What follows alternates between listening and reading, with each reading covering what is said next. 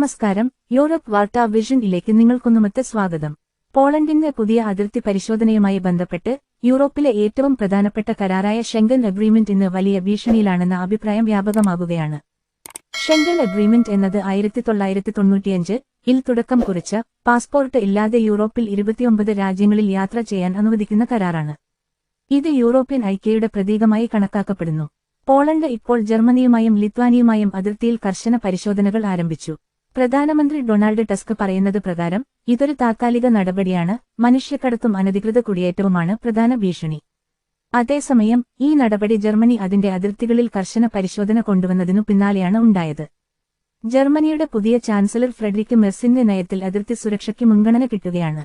2015-ലെ ഭീകരാക്രമണങ്ങൾക്ക് ശേഷമാണ് ഫ്രാൻസ് അതിർത്തി നിയന്ത്രണം തുടക്കമിട്ടത്. പിന്നീട് ഓസ്ട്രിയ, സ്വീഡൻ, ഡെൻമാർക്ക് തുടങ്ങിയ രാജ്യങ്ങളും അതിന് പിന്തുണ നൽകി.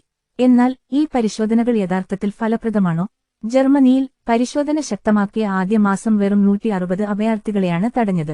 പോളണ്ടിലേക്ക് തിരികെ അയച്ചത് 1000 പേരെ മാത്രം, അതും മുൻ വർഷങ്ങളെ അപേക്ഷിച്ച് കൂടുതലല്ല.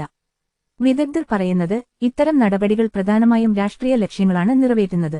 പബ്ലിക് ഉദ്ദേശിക്കുന്ന കർശന മനോഭാവം കാണിക്കാൻ പൊളിറ്റിക്കൽ പാർട്ടികൾ ഈ പരിശോധനകൾ ഉപയോഗിക്കുന്നു. സാമ്പത്തികമായി നോക്കുമ്പോൾ കാര്യങ്ങൾ കൂടുതൽ ആശങ്കയേകുന്നു.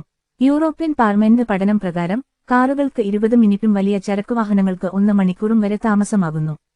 ഇതുകൊണ്ട് ട്രാൻസ്പോർട്ട് വ്യവസായം മാത്രം പ്രതിവർഷം €300, €350 മില്യൺ വരെ നഷ്ടം നേരിടുന്നു.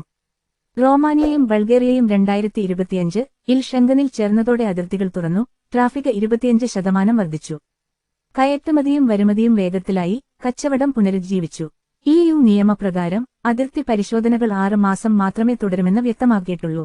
എന്നാൽ ഫ്രാൻസ് പോലുള്ള ചില രാജ്യങ്ങൾ വർഷങ്ങളായി ഈ നിയമം ലംഘിച്ചുകൊണ്ടിരിക്കുകയാണ്. വിദഗ്ധർ മുന്നറിയിപ്പ് നൽകുന്നു, ഈ പ്രവർത്തനങ്ങൾ തുടർന്നാൽ ഷെങ്കൻ കരാർ പൂർണ്ണമായും തകർന്നുപോകാനാണ് സാധ്യത. പ്രതിഫലമായി യാത്രക്കാർക്ക് കൂടുതൽ സമയം ചെലവാകും, വില കൂടും, കയറ്റുമതി വിൽപ്പന ശൃംഖല ക്ഷയിക്കും, അതിർത്തിക്ക് സമീപമുള്ള ചെറുകിട ബിസിനസ്സുകൾ നിലവിളിക്കും. ഷെങ്കൻ ഒരു നിയമം മാത്രമല്ല, യൂറോപ്യൻ ഐക്യയുടെ ആത്മാവാണ്. അതിനാൽ രാജ്യങ്ങൾ തമ്മിൽ പരസ്പര വിശ്വാസം പുനഃസ്ഥാപിക്കാനും രാഷ്ട്രീയ ലക്ഷ്യങ്ങൾക്ക് പുറത്തേക്ക് ഇറങ്ങാനും EU കമ്മീഷൻ ശ്രമിക്കണം. ഈ വിഷയത്തിൽ നിങ്ങളുടെ അഭിപ്രായം കമന്റിൽ അറിയിക്കൂ. വീഡിയോ ഇഷ്ടപ്പെട്ടാൽ ലൈക്ക് ചെയ്യൂ. യൂറോപ്പ് വാർത്താ വിഷൻ സബ്സ്ക്രൈബ് ചെയ്യൂ.